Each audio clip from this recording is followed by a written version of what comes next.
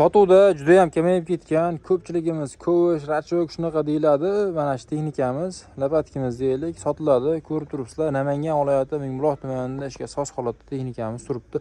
Palis, shlenka, silindrlarigacha qo'shib berishadi. 17 million kam bor deb aytishyapti akamiz.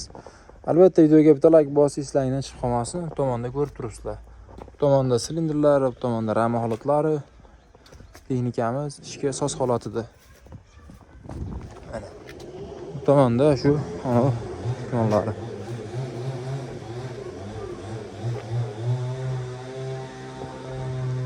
Ushbu plugimiz ham sotiladi. 5000 dollar kam bor deb aytib o'tishyapti. Ramalari butun, ishga soz holatda, bemalol borib ishlatoradigan holatlarida turibdi. Mana bu tomonda silindrlari, o'zida parizlari, shlenkalarini qo'shib berishadi. Shunday rachokdan qiynalib yurgan akalarimiz jo'natib qo'yishlaring arzon narxda, xudo xolasa Qobilov kanaliga qo'yilyapti. Bu plugimiz ham ishga soz holatda ko'rib turibsizlar.